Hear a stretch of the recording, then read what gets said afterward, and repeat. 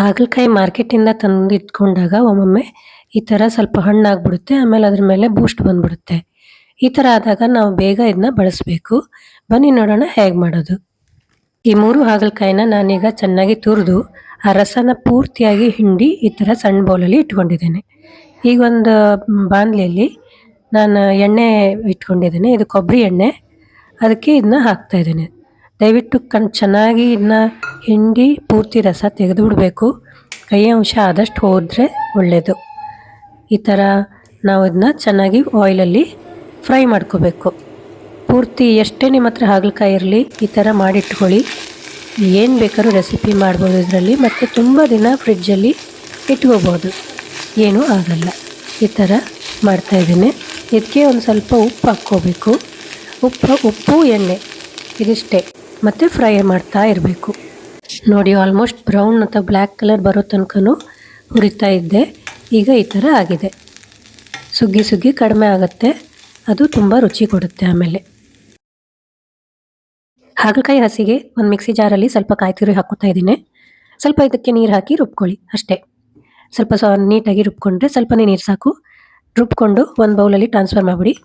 ಫಸ್ಟಿಗೆ ಒಂದು ಸ್ವಲ್ಪ ಮೊಸರು ಹಾಕ್ಕೊಂಡು ಒಂದು ಬೌಲಲ್ಲಿ, ಆಮೇಲೆ ರುಬ್ಬಿರೋ ಕಾಯಿನ ಹಾಕಿ ಇದಕ್ಕೆ ಈ ಥರ ಅಷ್ಟೇ. ಸ್ವಲ್ಪನೇ ನೀರು ಸಾಕು. ಈ ಮಿಕ್ಸಿ ಜಾರ್ ತೊಳೆಯೋಕ್ಕೂ ಜಾಸ್ತಿ ನೀರು ಬೇಡ.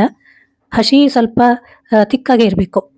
ಈ ಥರ ಸ್ವಲ್ಪ ಹಾಗಲಕಾಯಿ ನಾವು ಹುರ್ಕೊಂಡಿದ್ದೇವಲ್ಲ ಅದನ್ನ ಇದ್ರ ಮೇಲೆ ಹಾಕಿ ಸ್ವಲ್ಪ ಮಿಕ್ಸ್ ಮಾಡಿ. ಈಗ ಒಂದು ಒಗ್ಗರಣೆ ಹುಟ್ಟಲ್ಲಿ ನಾನಿಲ್ಲಿ ಕೊಬ್ಬರಿ ಎಣ್ಣೆ ಬಳಸ್ತಾ ಇದ್ದೇನೆ. 1-2 ಚಮಚ. ಅದಕ್ಕೆ ಜಸ್ಟ್ ಸಾಸಿವೆ ಮತ್ತು ಒಂದು ಒಣಮೆಣಸಿನ್ಕಾಯಿ ಹಾಕಿ ಒಗ್ಗರಣೆ ಮಾಡಿ ಈ ಹಸಿಗೆ ಮಿಕ್ಸ್ ಮಾಡಿಬಿಡೋಣ. ನೀವು ಕರಿಬೇವಿನ ಸೊಪ್ಪು ಹಾಕ್ಕೋಬೋದು ಅಥವಾ ಸ್ವಲ್ಪ ಹಿಂಗೆ ಕೂಡ ಆ್ಯಡ್ ಮಾಡ್ಬೋದು, ನಿಮ್ಮ ಇಷ್ಟ. ನಾನು ಇಷ್ಟೇ ಹಾಕ್ತಾಯಿದ್ದೀನಿ, ಸಾಸಿವೆ ಮತ್ತು ಒಂದು ಕೆಂಪು ಮೆಣಸು.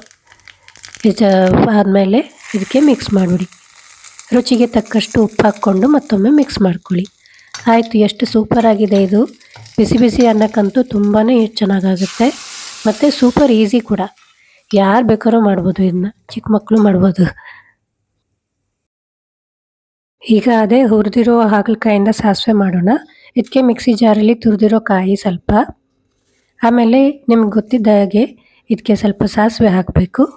ಸ್ವಲ್ಪ ಬಿಟ್ಟು ನೀವು ಜಾಸ್ತಿನೂ ಹಾಕ್ಕೊಳ್ಳಿ, ಒಳ್ಳೆ ಚೆನ್ನಾಗಿ ಕಟ್ಟಾಗುತ್ತೆ. ಅದು ತುಂಬ ಇಷ್ಟ. ಇದಕ್ಕೆ ಸ್ವಲ್ಪ ಅರಿಶಿನ ಹುಡಿ, ಸ್ವಲ್ಪ ಮೆಣಸು ಜಾಸ್ತಿ ಇರಲಿ, ಇದಕ್ಕೆ ಸ್ಟ್ರಾಂಗ್ ಆಗಬೇಕು. ಸ್ವಲ್ಪ ಹುಣಸೆ ಹಣ್ಣು ಇದಿಷ್ಟು ಹಾಕ್ಕೊಂಡು ರುಬ್ಕೋಬೋದು. ರುಬ್ಕೊಂಡಿರೋ ಮಸಾಲೆ ಒಂದು ಬೌಲಲ್ಲಿ ತೆಗೆದುಬಿಟ್ಟು ಅದಕ್ಕೆ ಈ ಹುರಿದಿರೋ ಹಾಗಲಕಾಯಿ ಹಾಕಿ ಇದಕ್ಕೆ ಸ್ವಲ್ಪ ಮೊಸರನ್ನು ಆ್ಯಡ್ ಮಾಡಿ ಆಮೇಲೆ ಇದಕ್ಕೆ ಒಗ್ಗರಣೆ ಹಾಕೋಣ.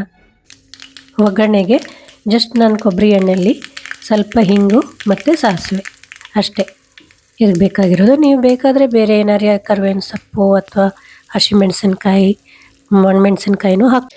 ಈಗ ಈ ಒಗ್ಗರಣೆನ ಬೌಲಿಗೆ ಹಾಕಿ ಚೆನ್ನಾಗಿ ಮಿಕ್ಸ್ ಮಾಡಿಕೊಂಡ್ರೆ ಆಯಿತು. ಸಾಸಿವೆ ರೆಡಿ. ಇದು ತುಂಬ ಆರೋಗ್ಯಕರ.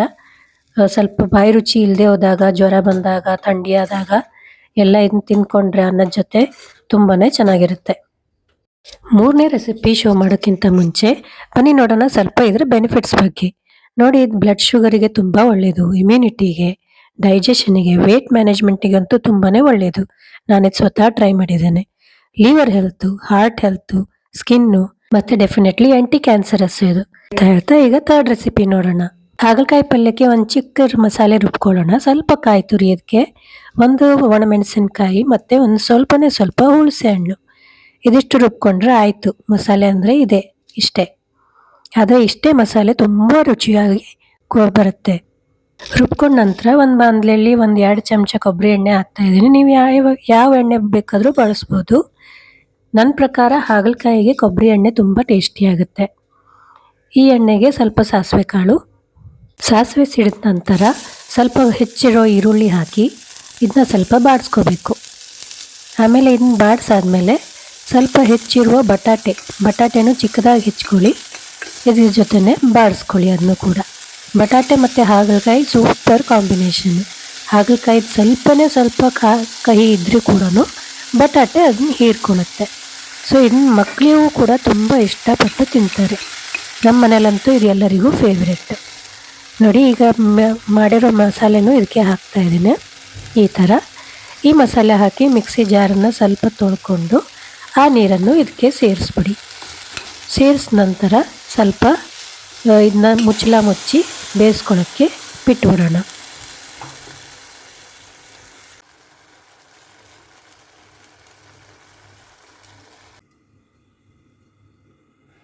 ಬಟಾಟೆ ಬೆಂದ ನಂತರ ಈಗ ಇದಕ್ಕೆ ಹುರಿದಿರೋ ಎಲ್ಲ ಮಿಕ್ಕಿದ್ದು ಹಾಗಲಕಾಯಿನೂ ಹಾಕ್ಬೋದು. ಆ ದೊಡ್ಡ ದೊಡ್ಡ ಪೀಸ್ಗಳು ಎಲ್ಲದು ಅದ್ರ ಮೇಲೆ ಸ್ವಲ್ಪ ಕಾಯಿ ತುರಿ ಹಾಕ್ಕೊಳ್ಳಿ. ಅದನ್ನ ಚೆನ್ನಾಗಿ ಮಿಕ್ಸ್ ಮಾಡಿಕೊಂಡು ತಿಂದುಬಿಡಿ. ಇದು ಎಷ್ಟು ರುಚಿಯಾಗುತ್ತೆ ಅಂದರೆ ನಾನು ಹೇಳಬೇಕಾಗೇ ಇಲ್ಲ. ಇದು ಆ್ಯಕ್ಚುಲಿ ಬಾಳೆ ಎಲೆ ಮೇಲೆ ಹಾಕ್ಕೊಂಡು ಚೆನ್ನಾಗಿ ತಿನ್ನಬೇಕು, ಅಷ್ಟು ಚೆನ್ನಾಗಿದೆ ಇದು ಆ ರುಚಿ. ಈ ಥರ 3 ಹಾಗಲಕಾಯಿಂದ 3 ಅಡುಗೆ ತಯಾರು ಮಾಡ್ಕೋಬೋದು. ರೆಸಿಪೀಸ್ ಇಷ್ಟ ಆದರೆ ದಯವಿಟ್ಟು ನನ್ನ ಚಾನೆಲ್ ಸಬ್ಸ್ಕ್ರೈಬ್ ಮಾಡಿ ಮತ್ತು ಶೇರ್ ಮಾಡಿ.